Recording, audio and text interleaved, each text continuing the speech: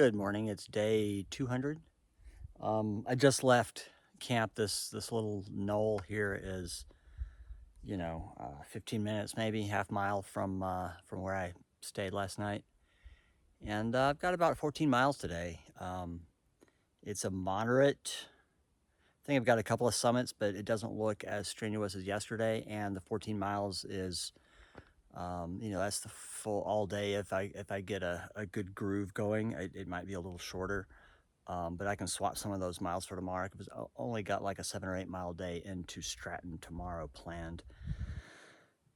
So however I can distribute those miles around between today, tomorrow, and the day after that. But my goal is 14 miles today to a tent site. The perfect weather just continues. Yeah, I feel like playing roulette with the weather, but it's been gorgeous like this since the last day I had rain was climbing Mount Garfield in the Whites, and that was getting close to 2 weeks ago. Now, yeah, that was 2 weeks ago, and we've got another week to 10 days with a slight chance of rain a week from now in the current forecast. So couldn't be more fortunate as far as weather goes. Yeah, I've spent the last couple of evenings like laying out my plans for the coming 2 weeks to the summit, and because I kind of need to lock in a date. I'm just making sure I'm not being too conservative or too liberal with my mileage per day estimates. And I've got a 0 built in Monson, which is coming up in 5 or so days, maybe 6. And then it'll be 8 days from Monson to Baxter, and then a summit is my current plan. So there's a little bit of leeway in there for, just to be flexible. If I can make bigger miles or can't make the miles, I think they'll cancel each other out, and with a summit date selected so that people can make plans. And by people, I mean Samil and Angelita are planning on meeting me at Baxter for my summit day. So that'll be awesome. And I am looking forward to it. 2 weeks to go. 15 days. Yeah, just a little over 2 weeks. 2 weeks in a day. I think 215 is my summit day with this plan, and today's day 200. And today I hit mile 200 to go, minus 200. Anyway, hiking on. I'm getting some of this coming down from that little mini summit back there. Not too strenuous, and they're not pointy, and it's not too steep, but still a lot of these kind of rock scrambles going down. I hadn't really paid attention to my profile of my trail today, but the knoll back there was, I guess the campsite too, is near the top and of something and I'm descending a 1,000-foot descent. So I'm about halfway down that this morning. So that's why I'm encountering these unexpected because I didn't pay attention to what I would start off doing this morning, but that's what it is.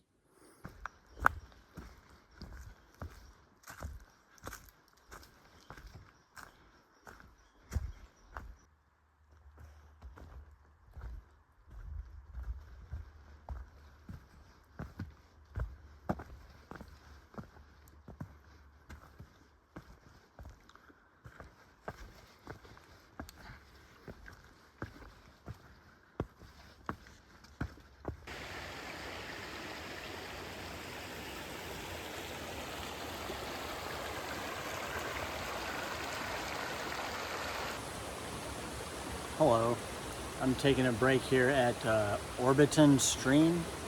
The symbol is a waterfall on Far Out, but there's no waterfall here, so it's either upstream or downstream. I'm not sure how far, so I don't know if I'll go check that out or not. I'll read the comments and see if it explains where the waterfall is. But yeah, my first break of the day, it was just shy of 2 hours after I started. So it's probably 3.5 miles considering the terrain. starting right there, I've got another 2,700 foot climb, but it's over the course of a few miles, except right at the end it does a hockey stick up to the summit, and it'll be a 4,000 footer. So it feels good to get an early start for me. That's one of the benefits, I guess, of not doing the daily videos or not doing the editing and posting is I've found myself able to get earlier starts, because often I spent some of my morning time doing the videos, because in the evening time, whenever I would start doing something like journaling or editing videos, I would just fall right asleep. So that's kind of freed up my mornings to get earlier starts. In general, I've been fairly consistent with that, and it actually feels good to get out the door and get more miles in before noon. Basically, it just feels more productive in terms of moving down the trail. Not that I wasn't being productive, but it's just a different thing, a different experience, and a little more fun. Even it makes the trail a little more fun to get up and out early, and you know, it could have been cool. Maybe lesson learned for next time is to save that task for a different time, because it does get in the way of experiencing the trail this way, I think. It's kind of been my observation over the last couple of weeks. Anyway, I'm gonna sit here and munch on granola and soak up the nature. I hadn't really talked about it, but we're definitely in the midst of the throes of fall here up in Maine. It's like September 19th, I believe. And now that we're down out of the alpine zone, we're among these deciduous forests. A lot of leaves on the ground.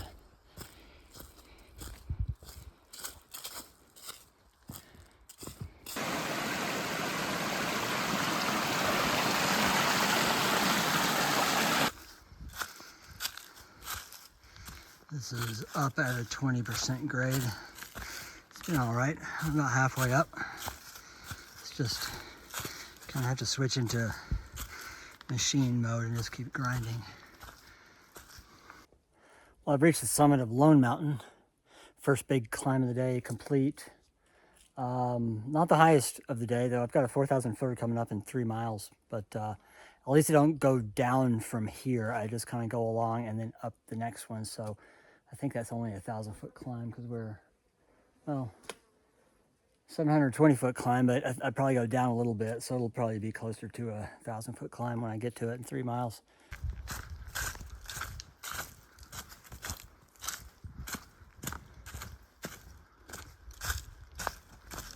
Well, this is always a clue that we're about to come up on a shelter. We just run into a privy in the middle of the woods unannounced. Lately they've all been that way. The privies, oh, there's the announcement.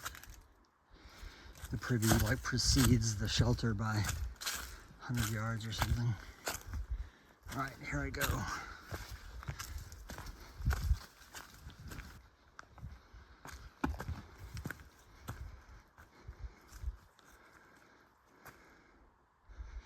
Well, I thought I heard noises. Guess not. It could have been the sound of someone who just left, because this is a triangle where the trail in and the trail out are 2 different trails. Could have been someone going on the other trail just ahead of me. All right, it's time for a break, time for lunch. Oh, look. I don't need one anymore, but these are nice.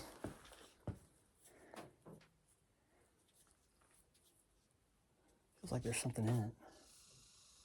The style of the shelter lately in Maine, or at least the MATC shelters, have all had this log across the front that's been honed down to make a flat surface, so either a bench or a table, and then about a 4-foot gap before the platform. I'm not really sure what the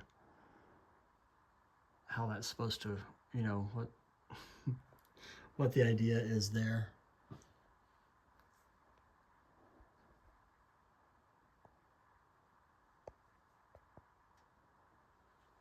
But it serves as a bench or a table. It's just you can't sit at it. And if you sit on it, you can't really use the platform as a table. It's too far away. Hey, look, we're 200 miles from Katahdin. That would be like being at Klingman's Dome if we were going southbound at the middle and the center point of the Smokies. So I guess we just crossed the 200-mile mark to go. That means in about 2.6 miles, we will be crossing the 2,000-mile mark behind us. So both of those will happen today, or will have happened today.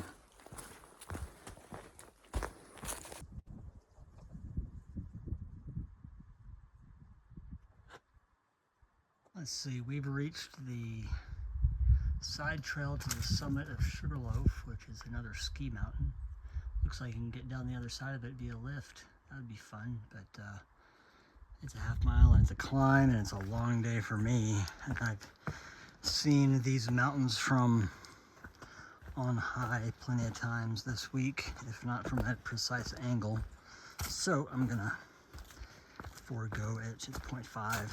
It's quite far and quite high.